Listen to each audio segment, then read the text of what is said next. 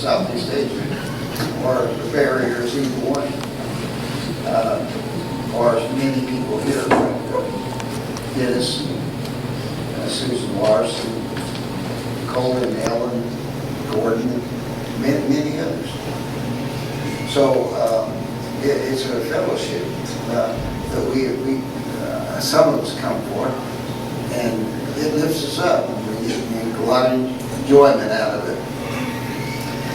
But we had some high points together, but we also had some low points. And that's really important in a person's life because if you find out what the low point is in somebody's life, after you get to know who they are, and then the high point and how they got from the low to the high point, you got the person pretty well in your mind. And what it'll do is draw you to each other. I learned that from some leaders in Memphis, Tennessee. One fellow was Brother Brickle, who owned the Dale Carnegie course there. Somebody stole all of his materials when he would preach for those days, 20, 30 years ago.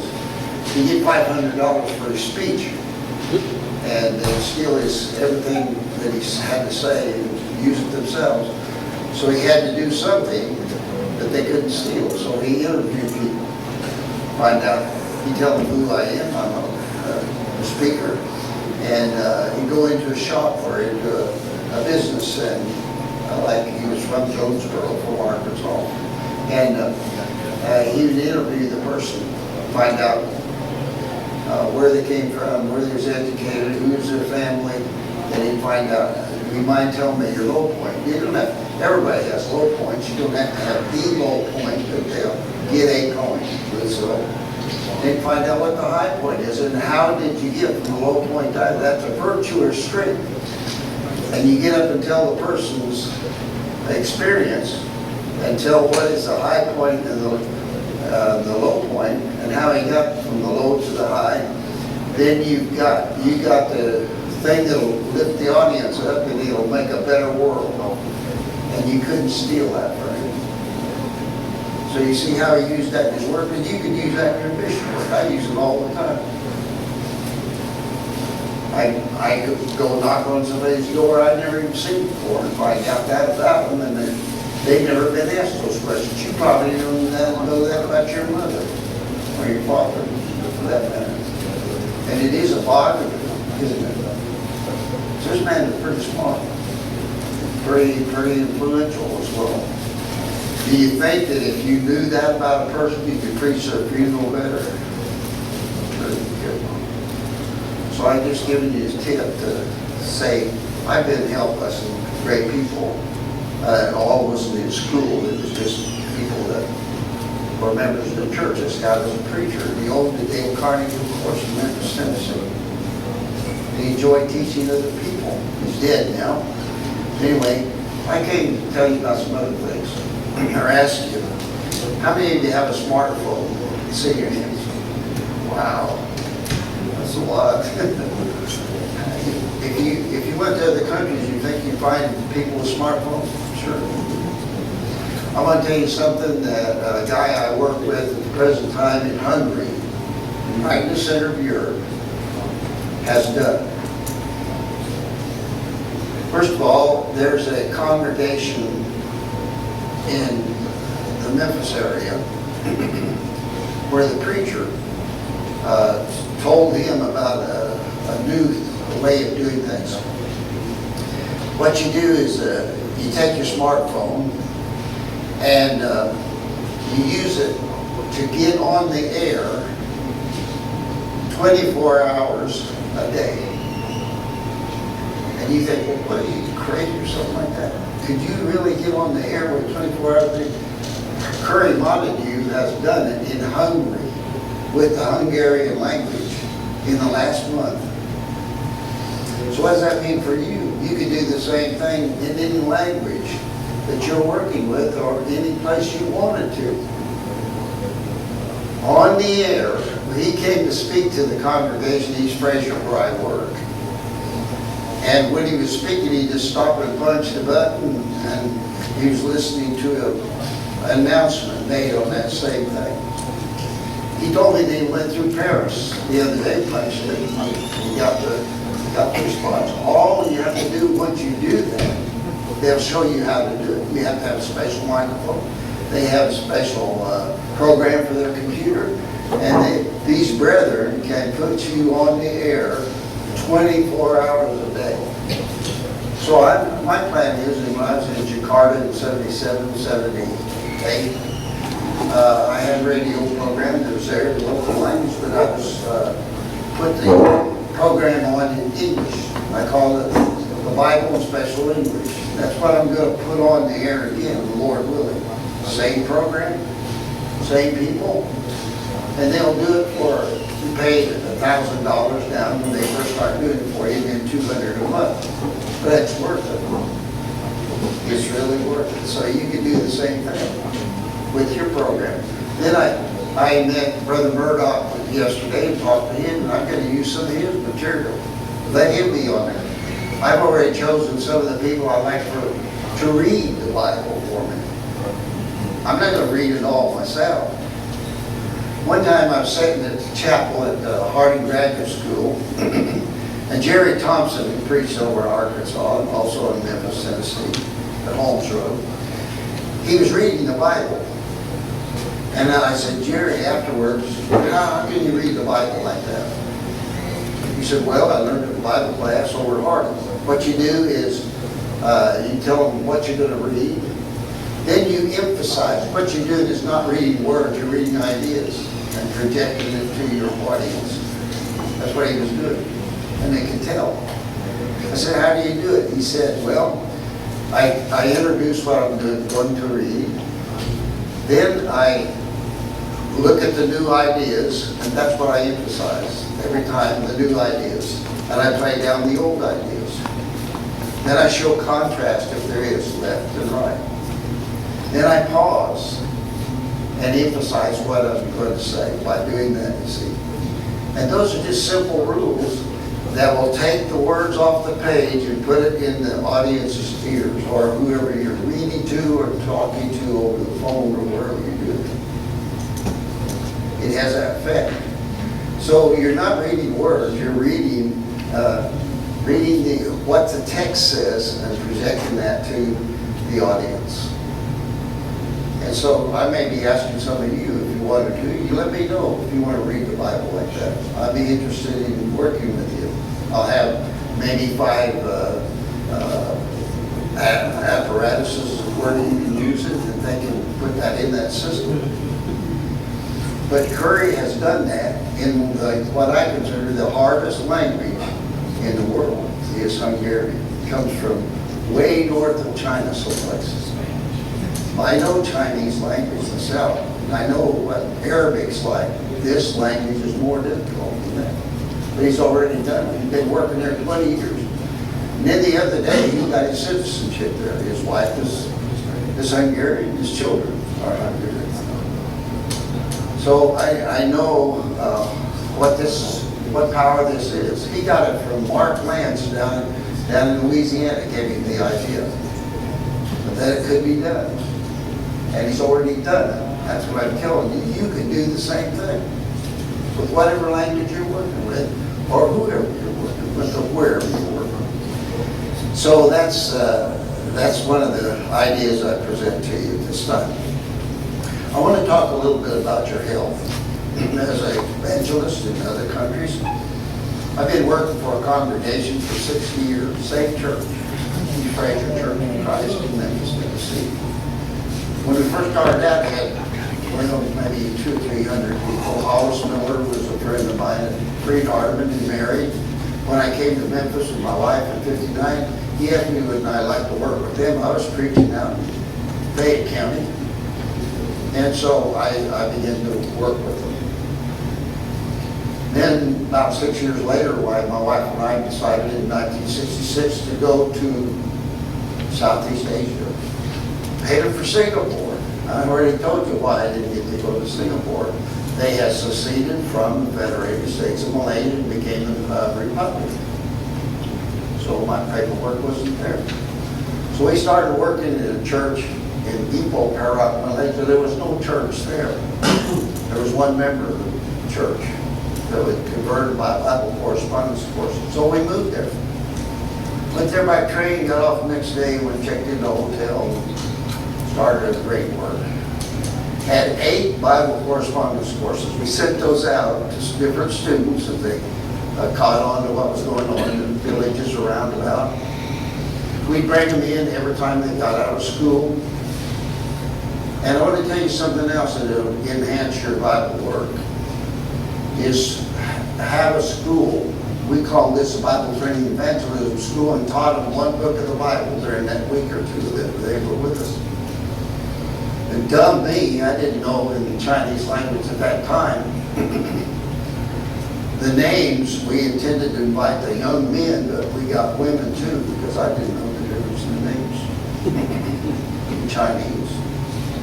So Ann took the women, I took the men, and we taught them, like we teach the book of Mark, for instance.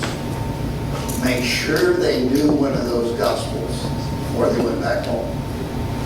Then we teach the book of Romans the next time, or the book of Hebrews. Or it doesn't make any difference what book you teach, but you should know the Gospel at least. And then their churches were established that way. And then we sent him down to Gordon Hogan. By that time, 68, he's already moved back from Pakistan down to Singapore. Ira Rice had just split the church all to pieces, and there wasn't enough of it left but a hard-8 count. Less than 8, weren't there, Gordon? And Gordon came, and he was the head of the school there. It was called, the Bible and Evangelism and Mission School too. And for 25 years. But what I'm saying to you is, you need a church to grow young people and teach them what you can where you are, and then send them to another Bible school, and not just preachers. Because what happened there was, we had young men and young women, and they married and made families. And today, in Ipoh, Perak, Malaysia, there's a family called Frankie Leong and Lily. She has a school, and he teaches the Chinese, and they have their school, and go right on. And then in Kuala Lumpur, we have the Lau King Fat. He was from Ipoh, worked in a lumber yard, making lumber, and then he married a woman from Penang, and now they've been in that part of the world, established churches, Chinese, and some of the best churches there in Malaysia. Faithful there. They have grandchildren, these people do. So what happens in the school? Well, they learn to preach, that's great. But they learn how to love each other. And boy, they got a great start in the family. That's why you need to have a school. It's so you can encourage your young people. But I want to talk to you a little bit about your health. On the TV at that time in Malaysia, they were from Bangladesh, people that were carrying young kids that had they were in a coma. And it was because they were dehydrated. You know what they did? They take a spoon, take a handful of sugar, a pinch of salt in a pint of water, and they had something equal to Gatorade. And they put it under the tongue of those comatose children, and they'd be up laying on the floor in a few minutes. Do you think you could use that idea? Sure you could use it. There's a lot of people in the community in which you live, older people, that go to the hospital and spend a week there because they are dehydrated at home in America. And you got the answer to it, don't you? Right there, I just gave it to you. A handful of sugar, a pinch of salt in a pint of water. You know why they would never do that in America? Because you don't put anything in anybody's mouth that's in a coma. But over there, they did. And those kids came back to life again. I saw that, never had forgotten. And I tell people, old people, how to do that.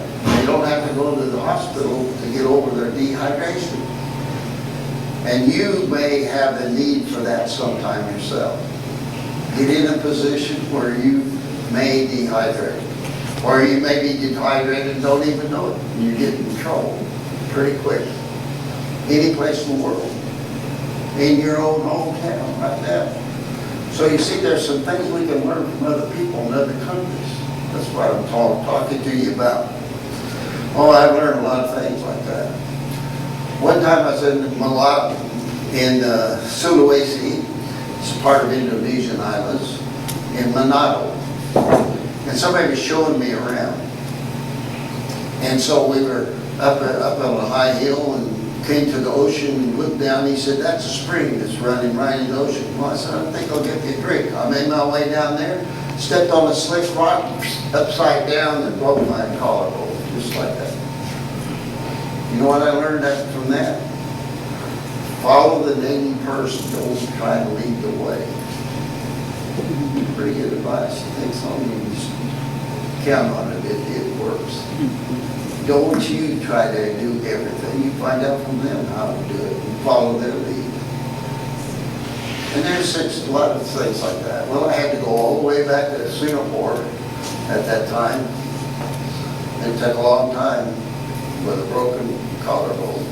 You only need 8 pounds of pressure against your thing to break your collarbone.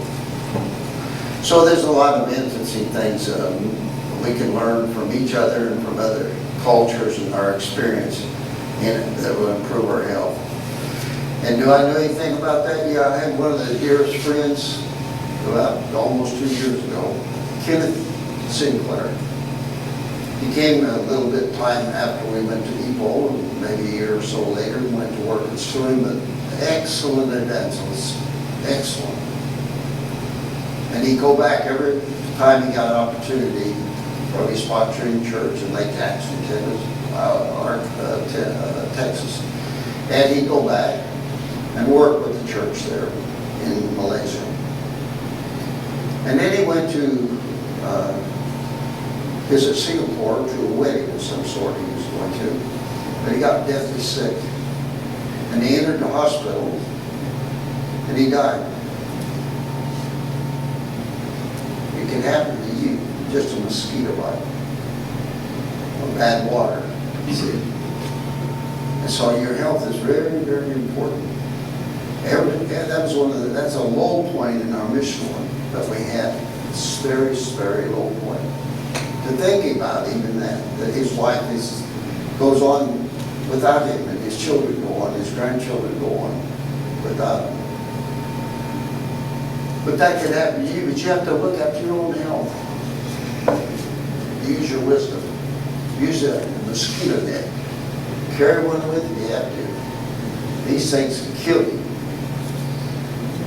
I remember we had a young man that came down to school at Ipoh, from Ipoh down to Kuala Lumpur. He was preaching over at Johor Bahru. Anas Yankayo, his name was Indian boy. And he got sick, and Gordon didn't know what was wrong. He went and got him because they took him to the hospital, and he died. You can die of many kinds of diseases, and we don't always understand before that happens that it can happen. And I was so sad, really, and Gordon was sad because that young man had talent to preach the gospel to these Indian people in Malaysia and Singapore. And it's just, your health is real, real important. And you can watch it very closely and do a lot about it. Now, I want to introduce you to a book. This book here, I just got it not long ago. And it's called What If Jesus Had Never Been Born? You ever heard of this book? Anybody has never heard of it? Well, it's by a guy named Kennedy. And his name is Dr. DJ James Kennedy and Jerry Newcomb. And it's put out by Thomas Nielsen Publisher. You know what this book teaches me? I'm not finished with it. I'm just preaching from it, from some of the ideas. He he says that secularism is tearing our nation apart and going to sink it by the devil. And secularism did not come out of America, it came out of France. Not America. But it is rampant in our country right now. And the people that came over in the Mayflower, 1620 and so forth, they were pilgrims. And the people that came over at that same time that made up our nation were mostly Calvinistic. They were Christian people in background.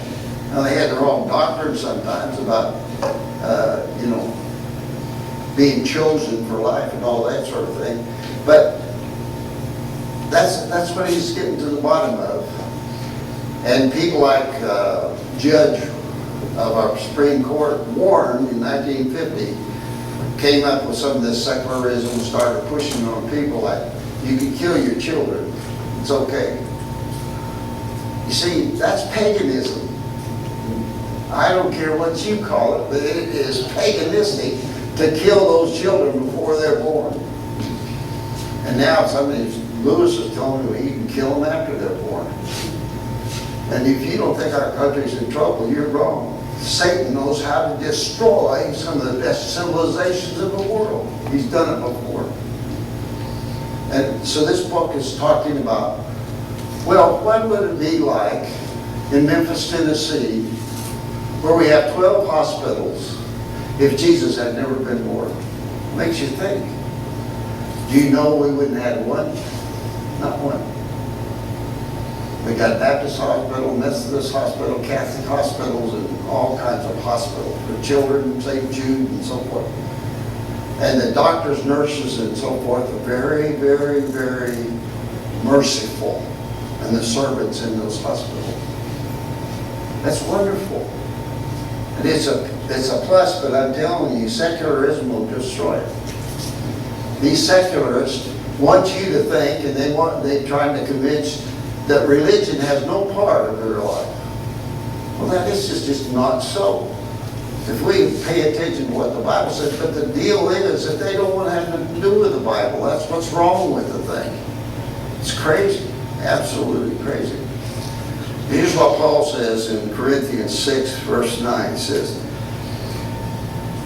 do you not know that the unrighteous will not inherit the kingdom of God? The reign of God in your heart, you will not, get that, inherit the kingdom of God. You can't, it's not part of you if you're going to do this way. And do not be deceived, neither fornicators, idolaters, nor adulterers, homosexuals, nor sodomites. That's pretty plain, isn't it?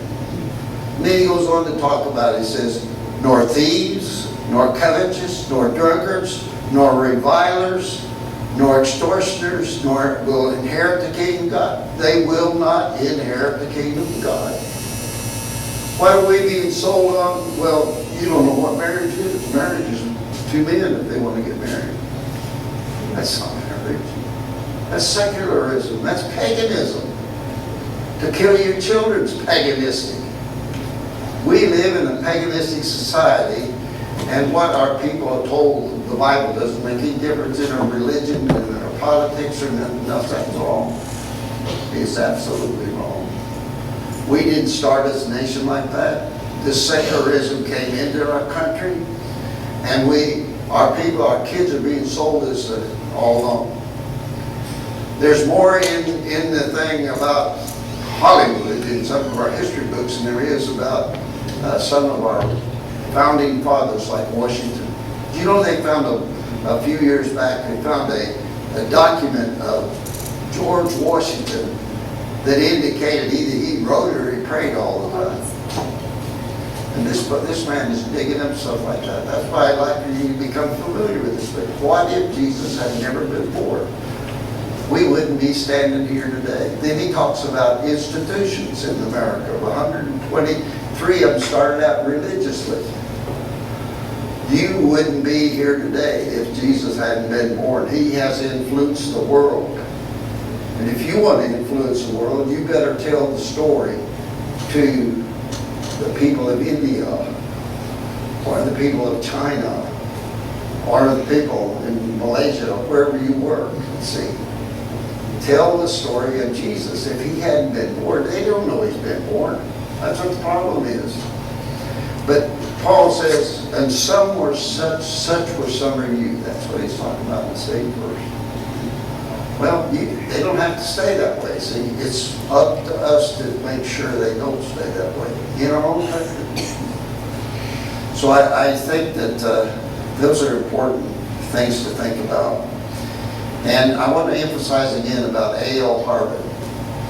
What I didn't tell you was, after he was at Tanglin Hold and had preached through the Gospels, through the New Testament, chapter by chapter, night after night, over a year, and then through part of it again, the strongest congregation and the largest, and one that's doing missionary work today in parts of the world, is Pasar Panjang, which was right from that work. We use the same thing in Ipoh because it was a good idea. I'm asking you, why don't you use your buildings that you have access to in your community every night? What else you got to do that's better than preaching the gospel or teaching? We started out with just one or two coming. Pretty soon we had a crowd. They came back every night. You think people are too busy for that today? They may be. America, but I doubt it. I really doubt it. Because they're reaching out too to try to change their world that they're living in. So let me just think just a minute about what I also want to tell you here. When I was in Southeast Asia for over 25 years with my family,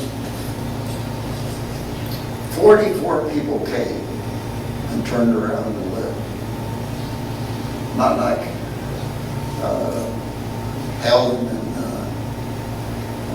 Brother McKee over here. Because they persisted. They had deep faith. You know? And it makes a difference, you see. Not everybody's suited for what you're doing, but you have been chosen by God. And providentially, he's using you in a very special way. And I like to fellowship with people like that and learn what you're doing. I learned some things about Stephen that I never will forget. You know what one of his low points was? He might resent me telling you, but I didn't know him, but I know him now. I know what one of his low points, his mother committed suicide when he was 6 years old. Tell me that's not a low point. It is. But you see, he rose up and started an organization that's benevolent to the whole world, affecting the world. And I appreciate you telling me that, because when I talk to people, I want to find out these things about him. What was your low point? He told me what his low point. I didn't have to ask him. I know what his high points are too. And I know some of his ethics and drive and to get from one low point to the high point. And that's how you really get to know somebody. And it'll work. I don't care who they are. You got to go home before your mother dies and find out. That's everything that's about there you learn. And you know that, let's say you're a banker and you want to get acquainted with him, you go in there and sit down and say, I'm a public speaker and I'd like to get acquainted with you. Ask him these things. You know, what's your background? Where was you educated? How many's in your family? You're Chinese, that's one of the big first thing you ask. Meet your Dalama. And then you talk to them, how many children you got in your family? Oh, they're proud to tell you. So they'll tell you about their background. Then you might tell me what your low point is. They may not give you the low point, but they'll give you a low point. And what's your high point? Nobody has ever asked those businessmen that question. They didn't care. But you can find out. And you know what happened? You'll be that. You invite that man to dinner that night, get up and tell his story, and you made a friend for life. Simple little tools like that really do help. And so that's what I want you to remember. That's why I repeated it. Anyway, those are some of the things I want to tell you about. I've been working with East Treasure Church of Christ for 6 years, my wife and myself. You know what the blessings of that is? I'm also an elder there on Gordon and I are both elders. So we have elders here. We know what the elders go through and what they are supposed to do and support. But I can go any place in the world, anytime I want to, and be supported by the church. That's what it means. And that's really something. You have the same opportunities probably. And you can be blessed that same way. My work fund doesn't come from that church, by the way. It comes from people that I preached places in Arkansas and in Tennessee. And you can have the same kind of income, see, to do whatever you wanted to do. Any place in the world, nobody's stopping you from taking the gospel out in the world and take your family if you want to. People will get behind you, and they'll love you. And the people that you go to take the gospel to will also appreciate you coming. So those are some of the things I wanted to share with you. And there's some other things, but that's enough for now.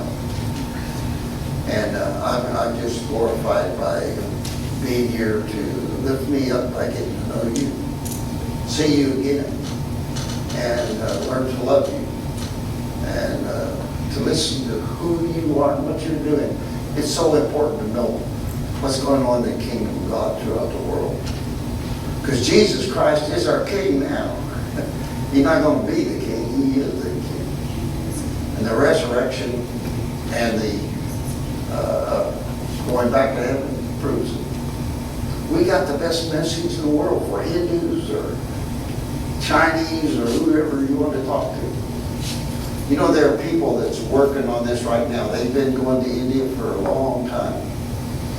And one of the things they find out that is their translator translates what they said, but he doesn't understand what he's doing.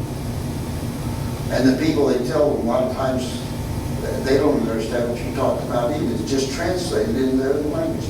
You got to go beyond that, way beyond that. And so that's what he's working about in India now. And then when they leave out, that's all they know to talk about the Bible is what they've learned through that translator. It's not getting the job done. There's no depth to it. See, so he said this has got to be changed. There's a lot of things that we can do in the world, and people are working hard at it to get it done, and they're doing a good job at it. So we need to encourage each other. There are just wonderful churches of Christ in every country. But you know, that Arkansas was fully evangelized as a state over 100 years ago. And there's a book called Arkansas Angels, who talk about angels meaning somebody takes a message. You know what they did? They farmed, and they got out and preached the gospel. Some of them walked, sometimes they went by horseback, sometimes they went by train, but they went. And fully evangelized the state. East Fraser has a lot of people from Arkansas and Mississippi and Western Tennessee and Kentucky. People from Arkansas, you don't have to teach them the Bible, they already know the Bible. You don't have to teach them to sing, they already know. Johnny Cash came from over there, you can sing pretty good. And see, it made a difference. And you know what the deal is? There's people like that in Zambia, for instance. The French family over David and Laura are busy. You know why they're doing it? They bring in a couple and give them a piece of land. And they're supposed to raise a garden on that. Take the product, sell it, and come back and replant. And then learn how to raise chickens. And guess what? When they teach them the Bible, they go home, they can support themselves. Very similar Arkansas kind of thing. If you haven't read that book, Arkansas Angels, you ought to get a copy of it. It's been reprinted by Brother Walt. And you can get a copy of it. It's in paperback. If you bought probably a first edition of it, you might pay $200. But the reprint probably cost him $1.50 to reprint. Jim Boulder reprinted it. Okay, thank you very much. They appreciate being here in this hour.